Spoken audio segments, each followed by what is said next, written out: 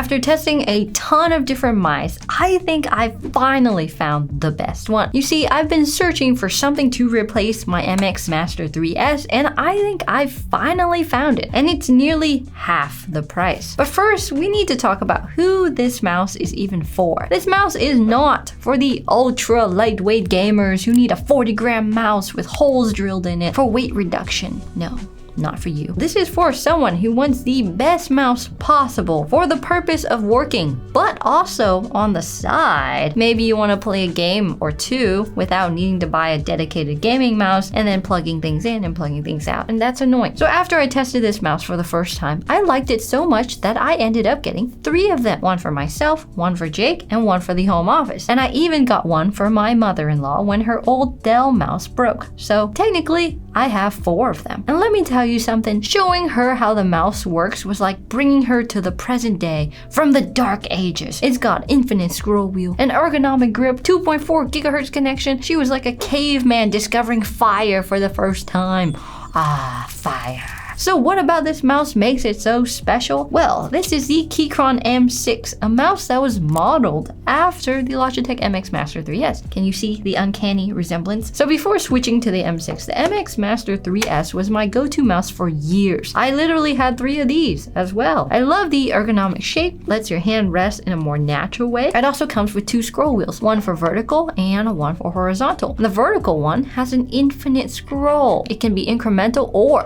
infinite. It's really cool. Scroll wheels may not seem like a super important feature, but they make navigating web pages a lot easier. And web pages nowadays are also infinite. At this point, I don't think I can live without infinite scroll either. Not to mention, it has 2.4 gigahertz wireless and a chunky battery life of 70 days or more. We almost never have to charge it. But while I love my MX Master 3S, it had some issues that the Keyron M6 is gonna fix, such as the weight of the mouse. The MX Master 3S comes in at a whopping 144 grams. It's like sliding around a cinder block. Okay, it's not that heavy, but it's nearly impossible to use for gaming or any other purpose besides very slow work. And having 2 mice on your desk definitely gets annoying. It eats at your desk space. You're just constantly looking at it like, why can't my mouse do both? So the Keychron M6 solves this by being good enough for gaming. Now the keyword here is good enough. So it's not super optimized, but like I said, it's good enough. It's 78 grams, but it doesn't feel like it weighs you down or holds you back too much. In fact, it's pretty light. Plus, if you're a super gamer, it comes in at 4,000 or even 8,000 hertz polling rate options. I personally think 8,000 hertz is a little overkill,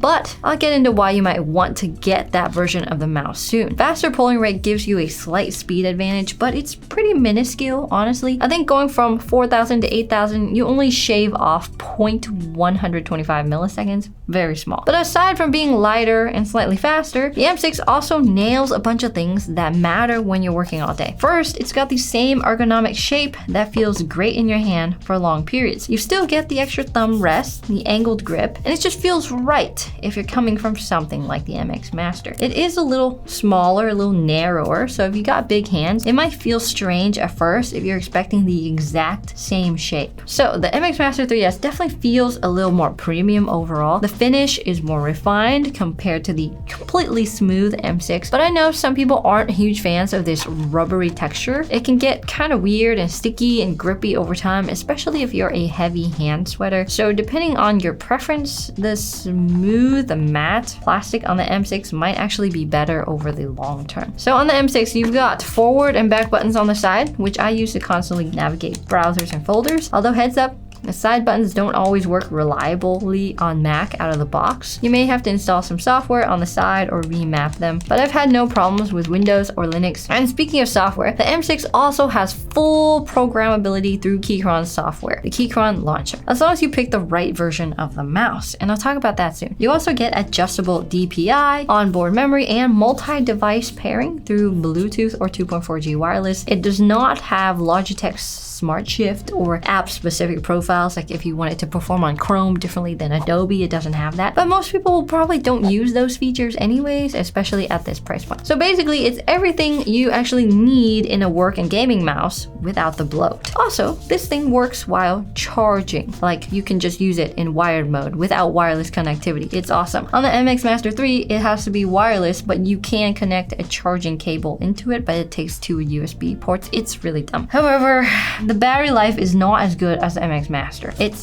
not bad. A couple weeks. It lasts about 120 hours or around 2 weeks. My guess is that it's hard to push for a longer battery without sacrificing some of the weight or sacrificing the polling rate, which the MX Master 3 is very slow. And the infinite scroll on the M6 isn't quite as buttery smooth as Logitech's magnetic scroll either. It's a little choppier, and you do have to toggle it on and off, whereas you don't have to do that with the MX Master 3. So it's not all rainbows and butterflies, unfortunately. But the Keychron M6 does have a cool feature that the 3S does not. You can press the scroll wheel from side to side to horizontal scroll. This is pretty fun. It's pretty convenient. It's hard to control it. It goes too far at times and it's quite chaotic, but it's cool that you can do it. Another thing to note is that the M6 product lineup is a bit strange, so we'll need to talk about that. You might want to avoid certain versions of it due to strange choices by Keychron.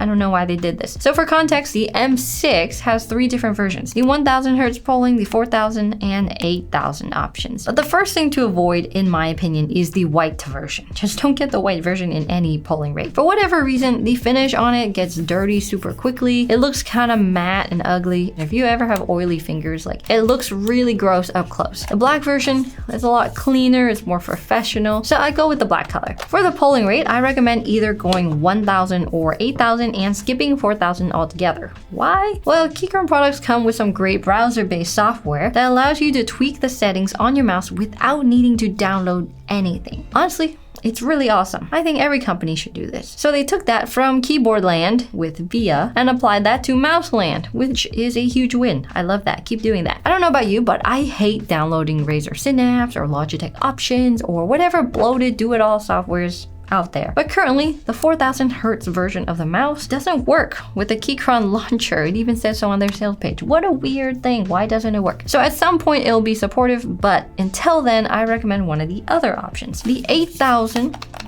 It's pretty nice. So how do you decide between the 1000 and the 8000 Hz options? Well, polling rate aside, there is a very strong reason you might want to go for the most expensive version at $30 more with the 8000 Hz mouse. And that's because of the silent switch. The silent switch is a little strange to use at first, but now I find it quite satisfying to press and use. And it's great for being at home. If you work in a shared setting or if you're working at night when your significant other is sleeping, go for the silent switch. And the 8000 Hz also upgrades the scroll wheel to a metal one, which feels like a big step up. It's smoother, satisfying, and it doesn't rattle like some cheap scroll wheels. Especially noticeable if you scroll a lot for work or editing. But if you're on a budget and you don't care for the silent switch, I'd go for the 1000 Hz version. And at $50, it's a great value-based purchase. It's a steal. Although good luck, because that one's been sold out for months now. It's so popular. So I think the Keychron M6 is probably the best mouse out there right now. And with the Logitech MX Master 4 around the corner, I'm really interested to see how the competition between these two go down, because it's gonna go down. I hope it does. I hope Logitech actually does something. If you want to see this mouse compared to a bunch of other mice that look similar or have this similar shape, check this video out right here. Bye!